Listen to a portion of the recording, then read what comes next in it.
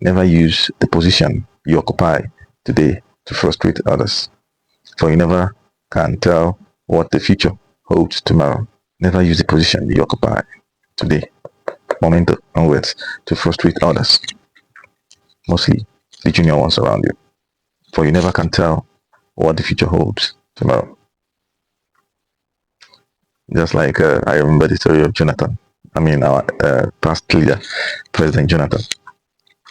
I remember the story, that he shared. He went to a public school in Bayelsa, and during his time and era, he also hails from a very, you know, uh, uh, humble background.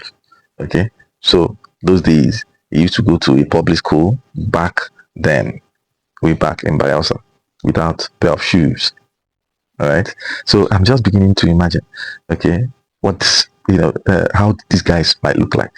I mean, it would be a whole ragtag team with torn clothes and all that, and above all, without shoes. Okay, okay. So many fast forward it to so many years ahead. Who would have even thought, okay, that someone of that nature or someone with such humble means or background would ever, kind of amount to something, a few years down the line afterwards, let alone being the number one citizen of Nigeria in this case. Who would have ever thought of it? These are clear pointers to us that we shouldn't try to frustrate, especially when, God and providence has already made us to be the high and mighty, or to be on the upper echelons of life. We shouldn't try in any way to frustrate those or others around us. For actually, you never can tell, what the future kind of holds. Okay, okay. In this particular case scenario, those kids that I've just painted here, and that are set to meet to ex Nigerian president, President Goodluck Ebele Jonathan, GEJ.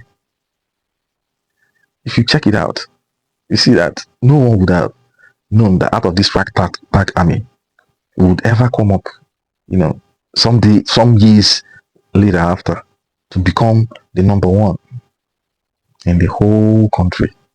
No one would have ever fathomed that, not think of that. And assuming someone, that had that little position of maybe being the head teacher or the head mistress or the headmaster or whatever back then, tries to, overshoot his shots in the negative realm and create bad images or bad vibes, okay, in the spirit, soul, and body of these young dudes, then how will it be if the person now ending up becoming the president? And of course, years has passed. So certainly the so-called headmaster, the position isn't even permanent. Or headmistress must have retired. Or what have you just come to think of it? Thinking out loud.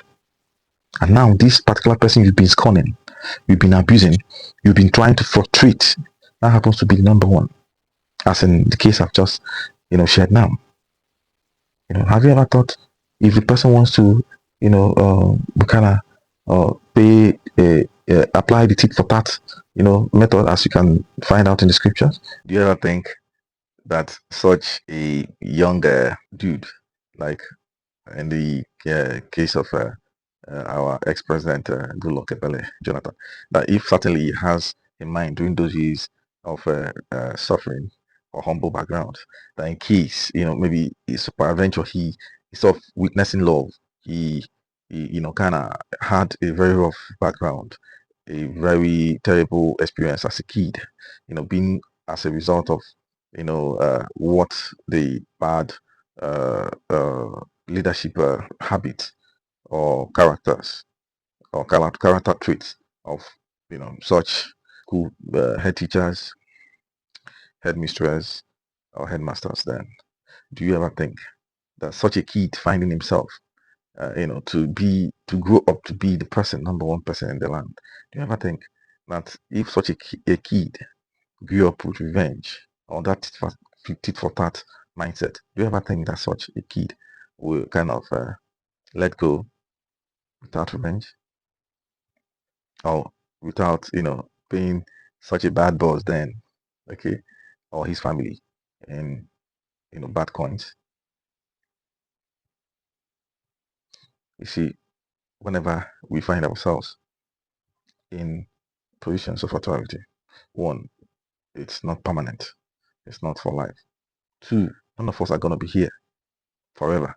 So the best thing we can do in the circumstance is to ensure, okay, that uh, we kind of extend the best kind of vibes the much we can. Spread love and not hate, because no one knows the head that is certainly going to wear the crown, and no one knows certainly tomorrow. All right.